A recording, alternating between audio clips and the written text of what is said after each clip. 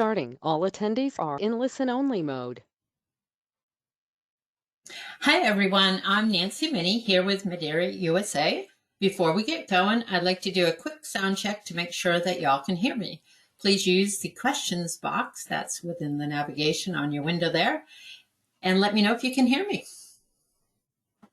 All right, I'm seeing a few people coming in. Yes, yes, yes. Thank you so much. It's always good to get that out of the way.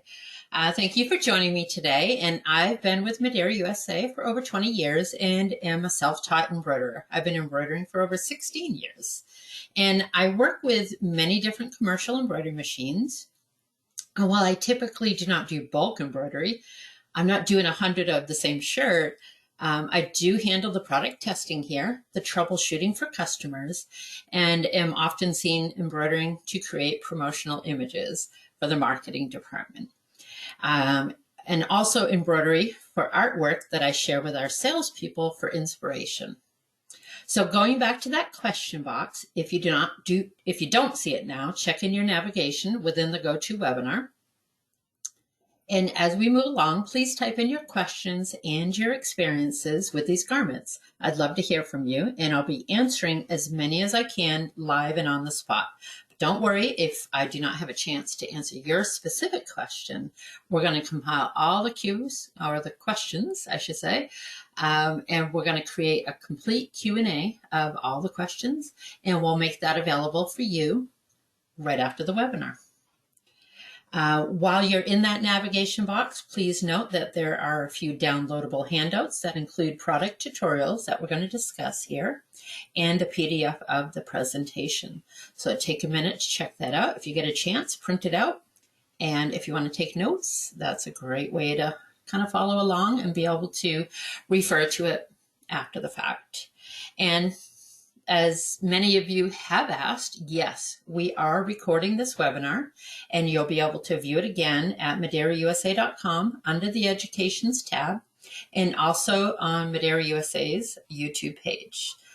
You might want to give us an hour or two after we finish the webinar to get that loaded up, and you'll be good today. You'll be good to go. In today's webinar, we're going to be focusing on 4 popular products, or fabrics, I should say. You guys are going to deal with them, with garments that you're working on. We're talking about the fabrics that they're made out of, and they're regularly embroidered on, and certainly some of these are more than others. So let's get started. Get that out of the way. So the performance wear, right on the top, those thin, slippery polyester knit fabrics. We're going to talk about the key elements to creating great embroidery with them. We're also going to talk about lightweight woven. Those are typically your dress shirts that you embroider on. They're a thin woven fabric. So notice one's a knit fabric, one's a woven fabric. And we're going to talk about how they are very similar to each other. Another garment that's out there is rain gear, or your weather resistant. Typically, they have they're made of synthetic non-woven fabrics. And last but not least, I've already got a question that somebody's brought in about caps. And caps, unlike those thinner fabrics, are very heavy woven, a heavy twill. So not only are they a different fabric, when you embroider on baseball caps, they're round, they're not flat. So we're going to talk about all the elements to help you move along. So let's start talking right about that, the performance wear. Here we have a couple of designs. Notice on the left, the first bullet there is keep everything light. And that's really important to keep in mind, whether you're talking about the design, the digitizing, the size of the design, the stabilizers that you use, the threads you use, the needles you use, everything you want to stay on the light side when you can. And just want to talk about these designs. These designs are not something that you would typically use or put on performance wear. I have these here for you so that you can see the difference between the two designs. Both designs are roughly about 8 inches by 8 inches. So they're the same size design, but notice the stitch count itself.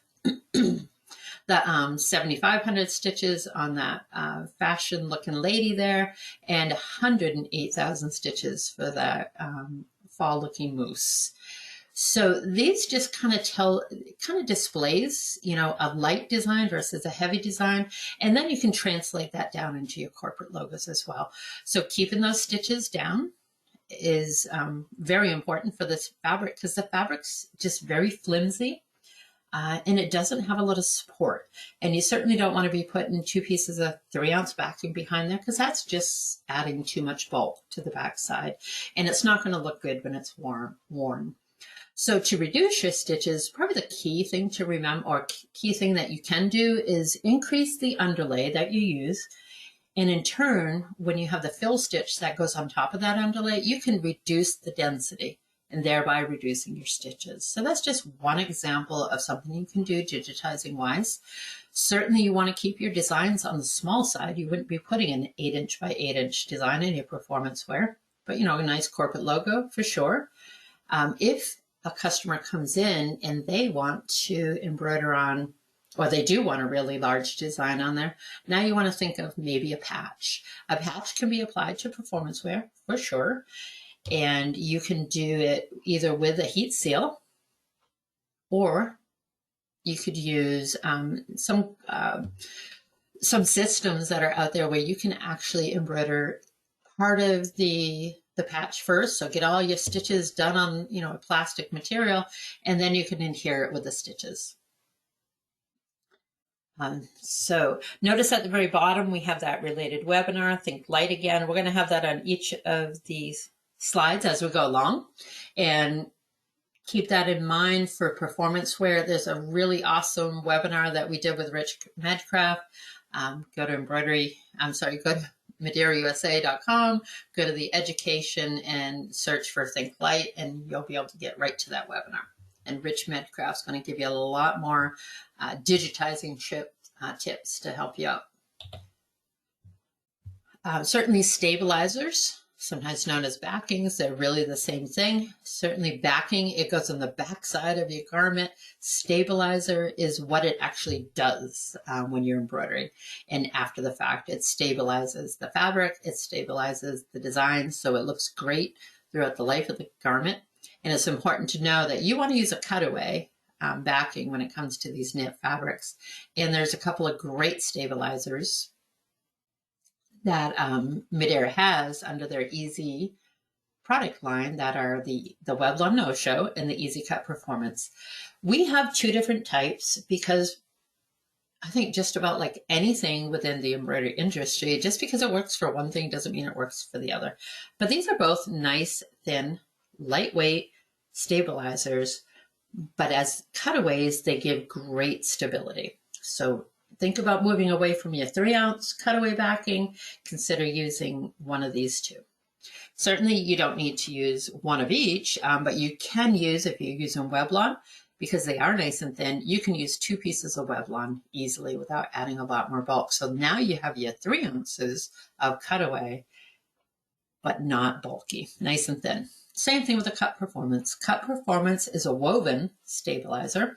Most of your stabilizers are non-woven, so they're created with fibers, kind of mixed together, and I guess held together with binders. Easy Cut Performance is woven, so it has the threads going, horizontal, vertical, and woven kind of like a basket. And it's a fairly new stabilizer within the industry, and they both work great. Notice I have lightweight tearaway. You would never just use a lightweight tearaway, but I always put a lightweight tearaway, which is, lightweight's considered either a 1 ounce or 1.5 ounce. I prefer the 1 ounce. I always put that on the very bottom when I'm using these stabilizers. And it does 2 things. One thing it does is it helps grip the hoop, so it makes hooping easier. It also helps hold all that fabric together with a little more, like there's no give with a tearaway. So it kind of holds it all together during the embroidery. Once it's torn away, it's gone. Then you trim away your cutaways, and the cutaway stays throughout the life of the garment. As each time it's washed, the tearaway kind of breaks down and goes away. And that's pretty much true for all of your tearaways. So I have a couple of questions here and wanted to just kind of address them as we go along. So we have someone's asking about a copy of the webinar. Check out your handouts within the GoToWebinar navigation. There are some handouts there. We'll have that available after the fact as well with a follow-up email. And we'll take it from there.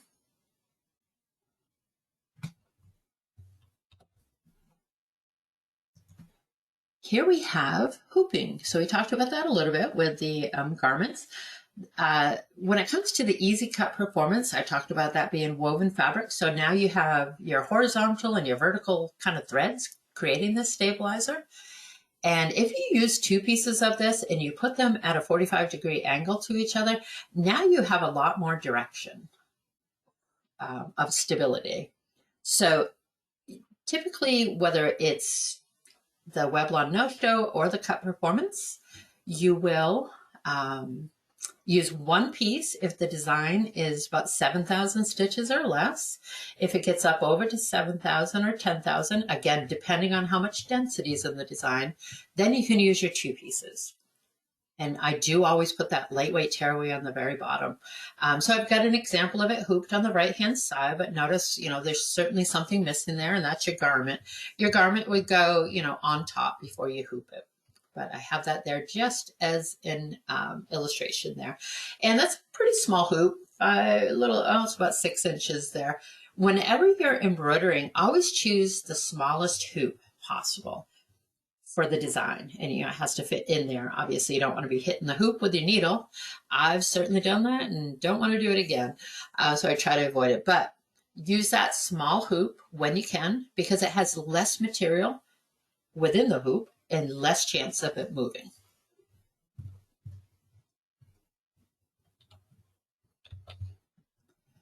Then we're left with our thread and our needles. You still want to keep it light. And notice I have classic rayon. Rayon embroidery thread is softer, more supple than polyester thread. So those are your two main embroidery threads that are out there. And softer threads don't fight with the flimsy material on the performance wear. So a classic rayon, if you use that over polyester, you may find that your designs kind of lay a little better. The design looks a little better. It doesn't feel as thick, and it doesn't feel like a badge on top of the left chest when you're wearing it. A lot of people do use the mighty hoops, and they use them for everything. So you can use it for your performance wear for sure. You just got to get the knack of hooping it once. You never want to pull your material, whether you're using a mighty hoop, magnetic hoop, or your regular tubular hoops. You want to hoop it so that the material's where it needs to be, as tight as it should be, but not over tight. You just don't want to be pulling. So yes, you can use your magnetic hoops for sure.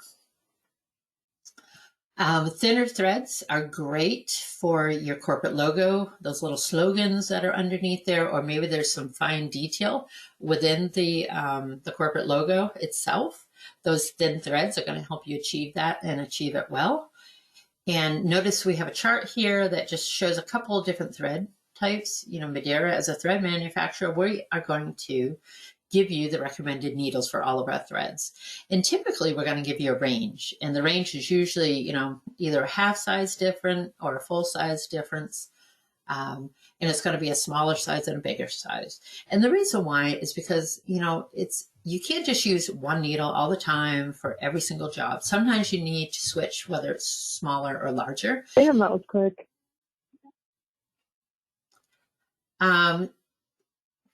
Hold on just a moment, please. Anyway, so we'll go back to those needles. And so for example, if you're just using typical rayon 40 or polyneon 40, the recommendations are 65.9 or 75.11. You want to, try to use that 65.9 if you can, or if you're going down to the thinner thread and it's a 68. Needle that you want to use instead of the 65.9. Maybe you're already using that smaller needle, and that's great. Super Choice I kind of throw in here just because it's a thicker thread, and it just happens to be my favorite thread. So that one's a full size lower. You can go all the way down to an 80-12 if you're typically using a 90-14. So keep those needles smaller The penetration holes are going to be smaller in the material. And always, always, always use a ballpoint when it comes to knit fabrics, because knit fabrics are made of a single fiber that is intertwined with throughout the whole, fabric. And if you cut one of those, you're going to get a hole. So your sharp needles are really only going to be used for your heavy woven fabrics, like your caps for sure, heavy denim, maybe a canvas bag. Otherwise, you're always using a ballpoint. Somebody's asking about the differences in thread weights, and that's a good question. Which is thinner, 40 weight or 60 weight? 40 weight is your standard weight embroidery thread. That's what most of your designs are digitized for, and you use that a lot.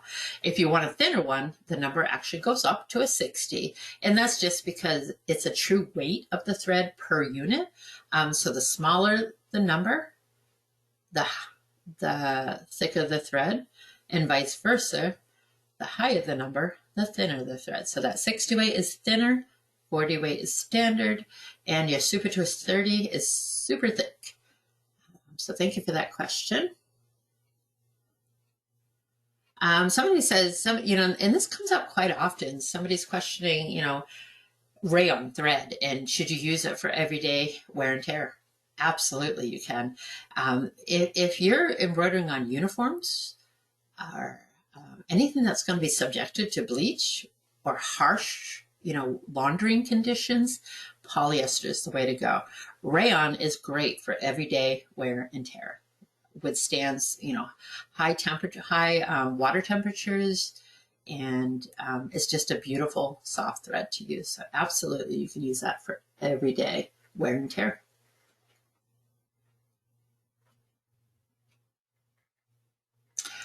So we're going to move on to our lightweight wovens here. So notice we don't have a webinar that talks specifically about the dress shirts.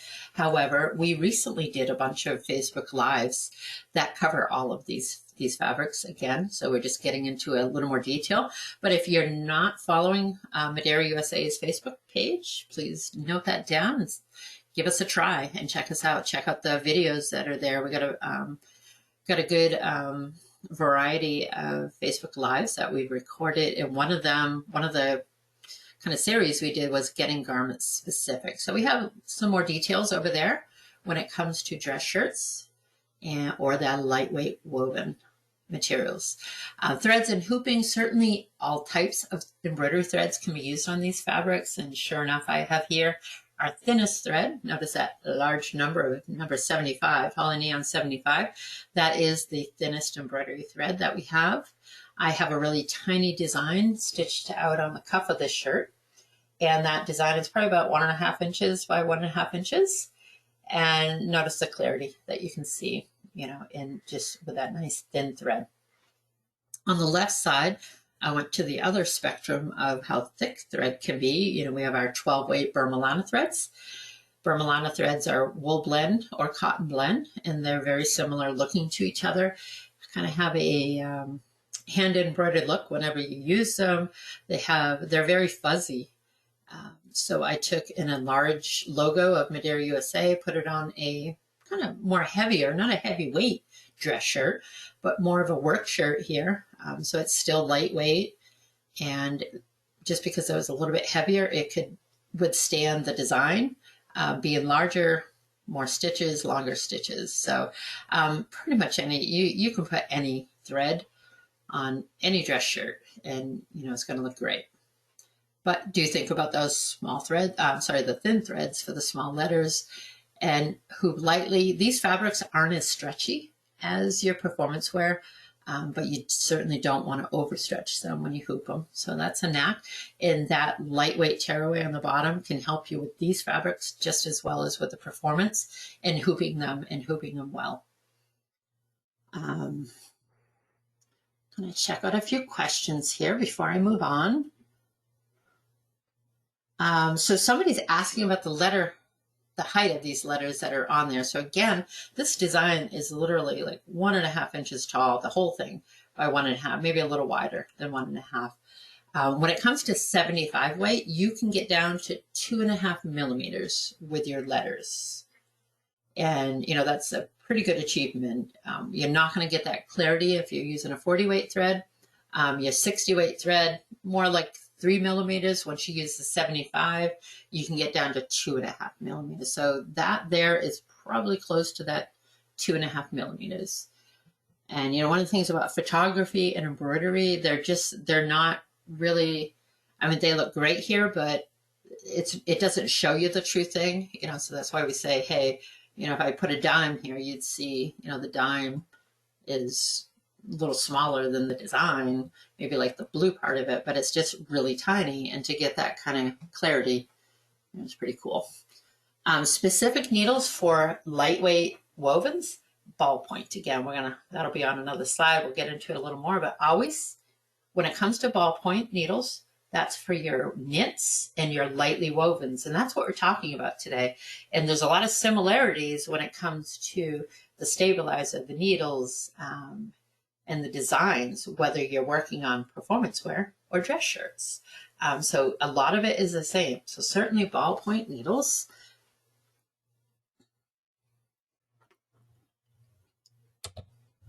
And design placement, I think for dress shirts, lends itself well for pretty much anywhere on the shirt.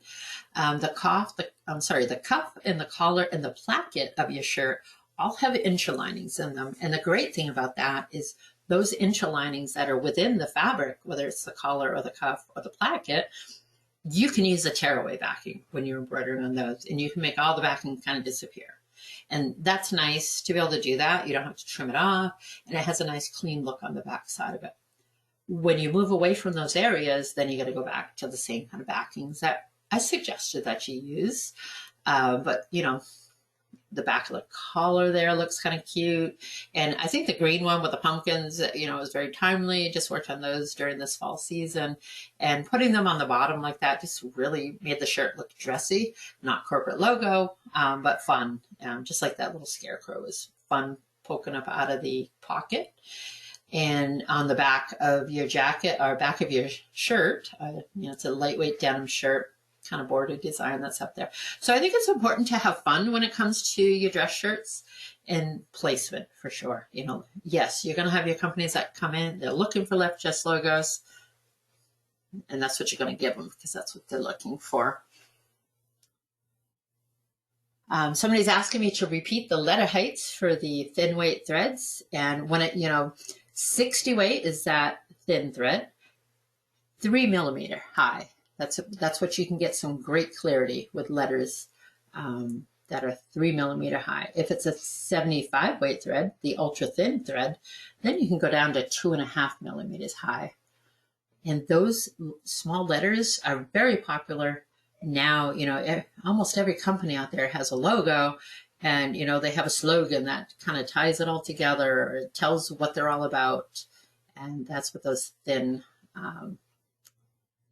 threads in small letters are great for.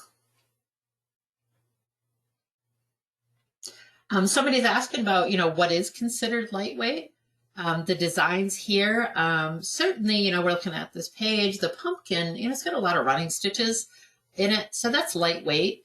It is a denim shirt, so I was able to do the scarecrow of that guy, but notice the pumpkins on the right side, though that design's pretty small. If I had to put a height to it, I would say probably about 3 inches by 3 inches. So there's not a ton of stitches there, but yeah, maybe it's a little bit, heavier than you may want to go. It worked out great for this shirt here. And thank you for the question. And, lightweight is relative to what you're working with it within the industry. You can have a dress shirt that, if it's a polyester woven dress shirt, those great shirts that come out of the dryer, all iron, that's super lightweight.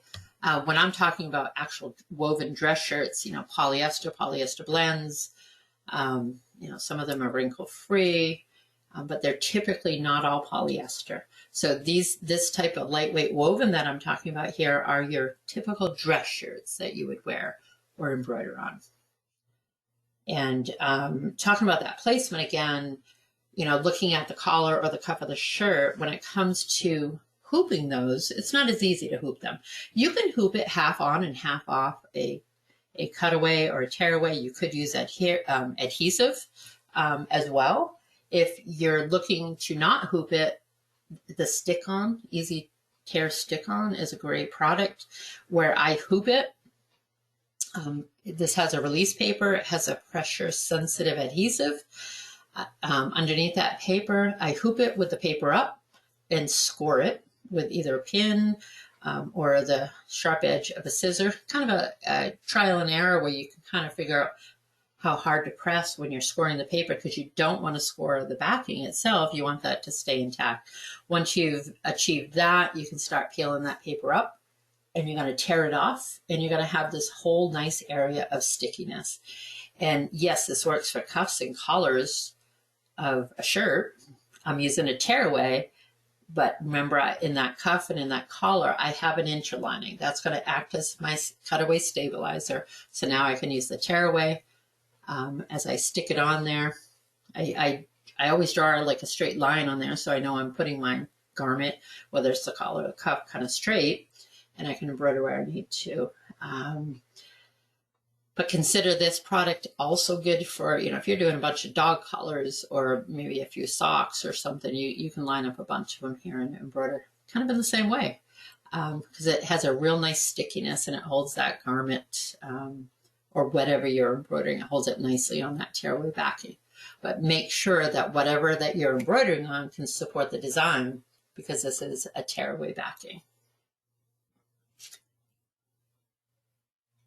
And this always comes up about gunking up, or that the glue kind of builds up on your needles. That can happen.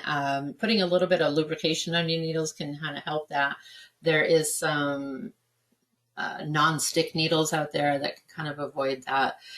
There's an adhesive that is on this product, and this product is best used fresh. You don't want to buy it. You don't want to let it sit for a year or two, or even six months can make that glue kind of go bad, depending on whatever the conditions are of your embroidery shop. Heat and humidity break down the glue. So you want to make sure you're buying only what you need for this product, and keep it away from heat, humidity, and things like that, so that the glue doesn't kind of break down and build up on your needles. And change your needles. Make sure you're using a fresh needle for sure, because just overall embroidery, whether it's oil, grease, or whatever, can sometimes get on there, and that's gonna grab that glue and bring it up. When it does happen, you want to keep an eye on it. You can kind of pick it off with your fingers, but I do take a little bit of just the white machine oil, and I kind of rub it on the needle just to give it a little bit of lubrication, not a lot. If you put too much oil on that, you don't want a big oil spot on your embroidery. But that does always come up. There's no need to change your bobbin thread, no matter what embroidery thread you are using, unless you are doing like standalone lace and you're going to see both sides of the embroidery. You use your typical embroidery bobbins, whether you wind your own bobbins or you buy the pre-wound ones. If you're using the thick 12-weight thread or the thin 6-to-8 thread, the bobbin thread is always the same. So let's move on to rain gear. Probably not as popular, certainly, as your performance wear or your lightweight wovens, but it does come up from time to time. So I did want to include this guy in here. So rain gear, or rain gear is typically a synthetic fabric. Synthetic fabrics are subject to hoop burns, and to avoid those hoop burns, you simply don't hoop it like you normally would. So those magnetic hoops or the clamping hoops, or you can use the stick-on stabilizer as described previously, to adhere the fabric to embroider on. Those hoop burns typically don't come out of these synthetic fabrics, so you want to avoid it. So here we have your typical raincoat. It rains, the water beads off, and it's great. you get to stay dry. But now you put a design on it and you've put holes in that rain gear. So now that water seeps to the inside and the next thing you know, you're getting all wet. So we're going to show you here how to seal the backside and avoid that dilemma. This is just an example showing the stick-on. Same thing. You hoop it, paper side up, release the paper, get it off of there, and now you can put, here I just have the edge of the raincoat on there, and notice how tightly that is sticking on there, so that's great. And that's going to work well. It is pressure sensitive, so the more you press, the better it's going to hold.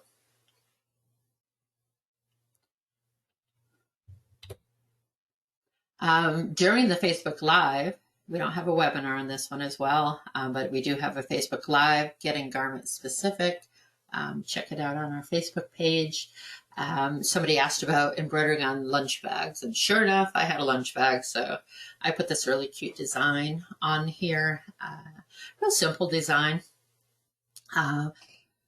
But with this one, I had to test with it because it had that kind of, it's almost like a foil looking on the inside, and that's what keeps the cold in there. But it was sensitive, so I had to be very careful with my heat when I put the Easy Film laminate. The Easy Film laminate is what's going to seal it off on the inside. So I did use the magnetic hoop. It worked out great. Easy Tear Waffle Just Right is like a pop-away stabilizer, and it's really easy to, it's not going to add any stability because it's a tearaway, and it's like an ultra soft tearaway as well. So the great thing about it is you can get all of the backing off, even in a design that's intricate like this. And so that's why I use that. And then I'm going to show you on the rain jacket is where I use our heat laminate. So the number for that is 3218. That's its prefix. It's a heat laminate. A heat laminate is a one-sided heat film, meaning you're going to put this on the back side. So it's not like a heat seal where you put it on the back of a patch, take the paper off. Now you can adhere it with heat to, you know, a jacket, a backpack, anything else that you're going to adhere a patch to. This guy just has the one side. So that's great for sealing up the backside, whether it's a lunchbox or a raincoat, or maybe you're embroidering on an umbrella. So it takes a weather resistant or rain gear that you've embroidered on, you've put perforations with your needles, and now it makes it waterproof again.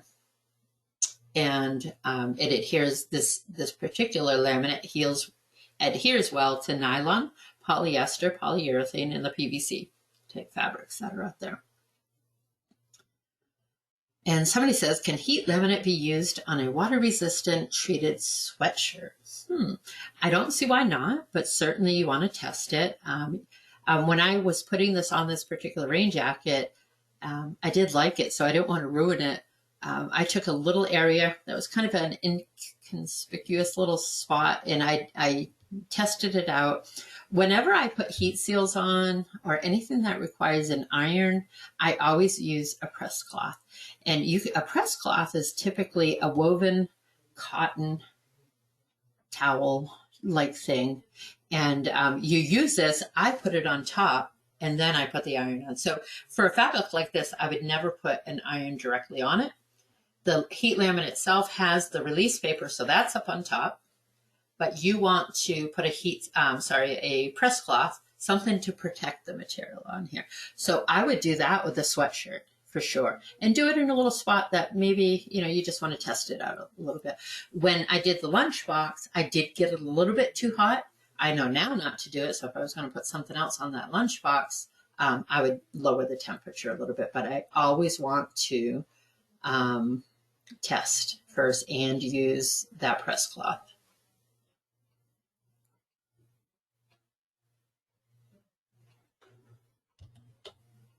Why do you use such a large hoop for the neck design? That was, I don't think that was a neck design. I think it was like on the very bottom of a shirt, so it was very large. And the other one was on the back of a shirt. So yes, same thing. I mean, when you're using stick-on, it's holding the fabric nice and tight. It's not going anywhere until you pull it off. So if you do have a larger hoop and you're using that's okay. If you're hooping the garment and it's a 3-inch wide design, then you want to be using your 4-inch wide hoop. Those numbers might not be exact, but my point is, use the smallest hoop you can when you're hooping, for sure.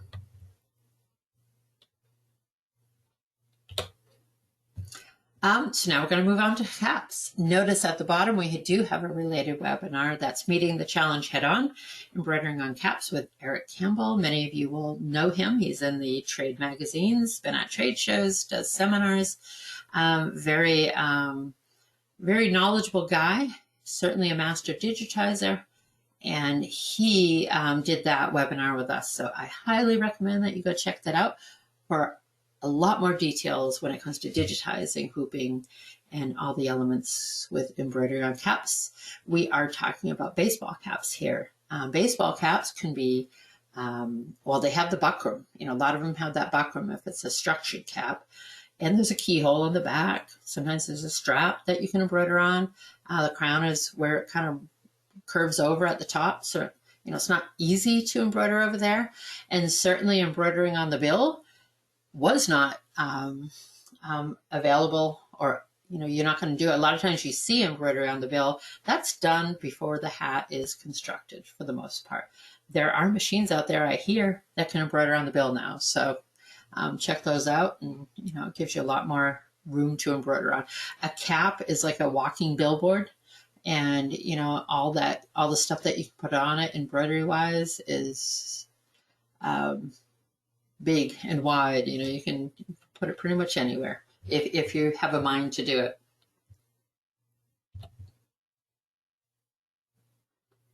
Going back to that film laminate, somebody's asking, why do you put it on? Why do you add it on after you have done embroidery? Well, when you embroider, you've perforated, you've made perforations in there. So that first image on the rain jacket had the front of it with the water on it, the back of it where the water seeps through. You're wearing a rain jacket to keep dry. You don't want that water seeping through. So you put the heat laminate on the back and it seals up those perforations. And that's why you put that on there. So let's head back to caps here. And it's digitizing for caps is always done a little differently than your regular caps or your regular embroidery, whether it is a left chest logo or any other design. And simply said, you're going to, when you're digitizing or you're asking for a design digitized, that design for a cap needs to stitch from the center out to one side and then back to the center out to the other side. So example, it would stitch from the center to the right or center to the left or vice versa. Never from the left to the right or right to the left. In addition to center out, you want to go center up with all your letters, your parts of your designs. The reason why is now we're embroidering on something round. So you're hooping this on a round hoop. You've changed out your regular driver for your cap driver, so it can take your cap hoops, and cap hoops are round. So now we're embroidering on fabric that is round instead of flat. Hooping is certainly a challenge, and it's most important that you get that material down as tight as you can, and that area where you're embroidering is not flexing up and down. If your material is flexing up and down a lot, so there's always like a little bit of flex going on there, but if it's doing it too much, as the needle goes in, the needle's going to go to the side, it's not going to go in the little hole, and it's going to break. So that's called needle deflection. And to avoid that, you're going to use the right backing, and you're going to hoop well.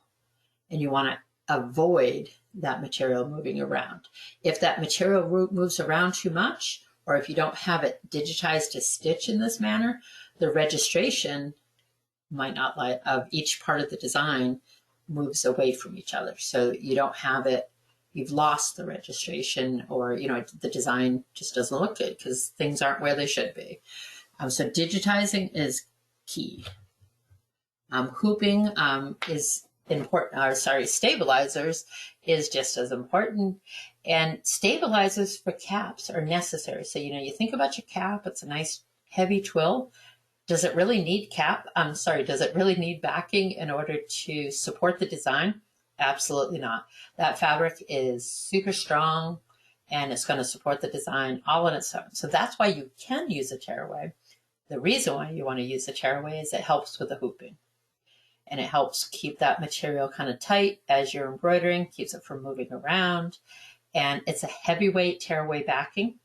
So, your regular tearaways you go up to like a 1.8, 2 ounce, typically is the heaviest you would use for your other embroidery that's not caps. When it comes to caps, they start at about 2.5 ounces. There's 3 ounce, and then there's 3 ounce backing. So these are heavyweight tearaway backings. You can use 1 or 2 pieces as needed. And typically they're cut, 3 3/4 inches to 4.5 inches in width, because that's all you need when it comes to the caps, because you're not going to embroider from, the bill of the cap to the crown of the cap. You're going to embroider on a small area of this cap. And they're available in the pre-cuts or rolls. Pre-cuts are typically about 7 inches long, 12 inches long, or maybe 16 inches long. If you get a roll, you can cut it to whatever length you want. I like to cut them a little longer, so it goes all the way around the cap frame, and it just kind of helps pull that material down. Using 2 pieces kind of fills it in a little bit more. So sometimes you do need to do that. Every cap's a little bit different. And one thing that I've heard and been often told is that every machine's a little different. Every cap frame's a little different. And what you need to do as an embroiderer, if you're embroidering on caps, is you want to find the caps that work well with your machine. And you want to kind of stick with them the best you can. Sometimes customers want what they want, and they're going to say, well, I really want this one. And you're going to have to adapt to that when needed. But if you can offer your customers the caps that work well with your machine and that you can run well, you're going to find yourself less stressed in trying to embroider those out.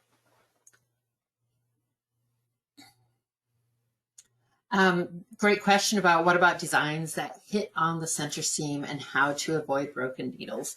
Well, all the things that I just talked about, whether you're using the right backing, you're hooping well, getting that material down nice and flat is one way to avoid that. Certainly slowing the machine down, the speed down, going down to 600, 550 or whatnot when it comes to caps is probably a good place to start. And slow your machine down when it comes to that area of the machine, the thing, so it goes a little slower. And one thing that you can do with your caps, if you have a steamer, you want to steam your caps just before you hoop it. So, you have your steamer right next to you, you turn it on, you steam the front of the cap, get it nice and soft and pliable. If you don't have a steamer, it'd be a great idea to get one for the future. But if you don't have one, you can also massage that cap to kind of soften up the buckram a little bit. And this is going to help you kind of pull that material down, get it as tight as you can. And so again, with that center seam, if that material is flopping up and down, or flagging as it's called, that needle has more of a chance to go sideways as it goes through the material and not hit the hole. So you got to avoid that needle deflection. Mention embroidering on the side of a cap and how far up through or above the inner band through the seam. Well, so as you're hooping this, you have your hoops in your cap frames that you can do 270 degrees. Sometimes that works out really well. You can do the whole design from side to side.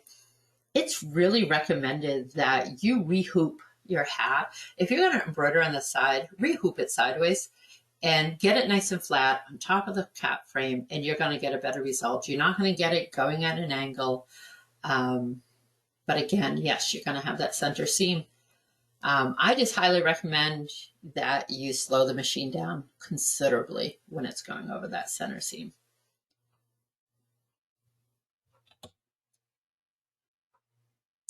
When it comes to thread and needles, just like with your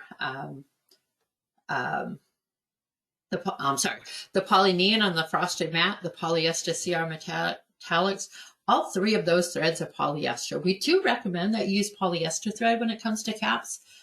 Polyester threads can withstand sun fading, a little bit stronger for the cap itself, and all three of these are polyester threads, so they're great examples. Doesn't mean that you have to stick with a polyester thread in the upper right-hand corner on that unstructured cap. I use Super Twist rayon for the lower right one. So you can use them.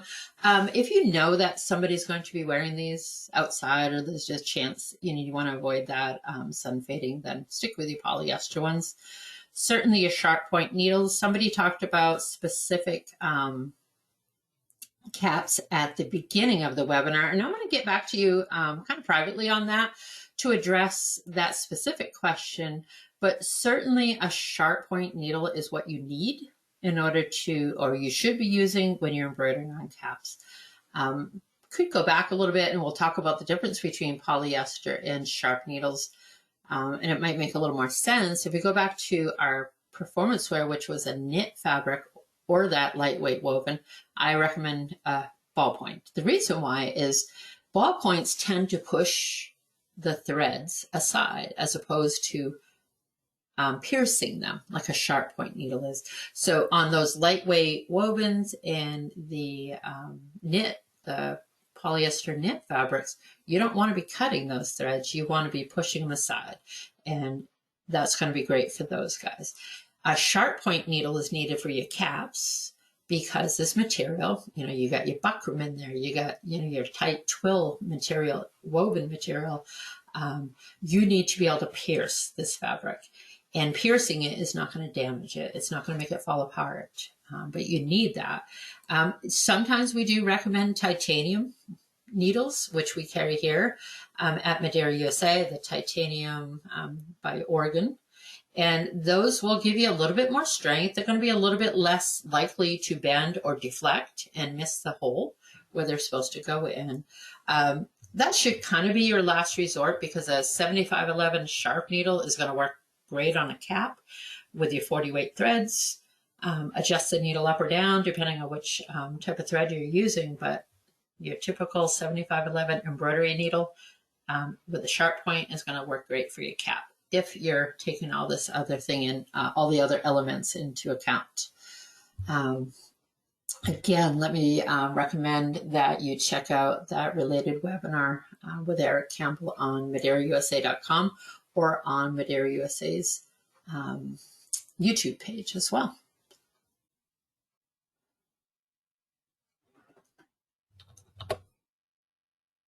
So that was what we covered today, and I want to thank you again for sending in those questions. I did my best to answer them as we went along. I'm sure I missed a few. We're going to get to them, and we're going to give every attendee here today, we're going to send you an email. Might not be in the first email, but it'll certainly be in the second email that will include all of the Q&As so that you can refer back to those. It was great covering these 4 fabrics here, our performance wear, our lightweight woven, our rain gear, and our caps. And to thank you for spending the time with us today, we'd like to offer you an exclusive promotion. If you order online before November 11th, order $125 or more, we'll give you 10% off. When you use promo code WEB10, enter that in the promo code at the in the checkout cart. A few exclusions apply there. We'll let you know that. Expect an email very shortly. And thank you again for spending the time with me today.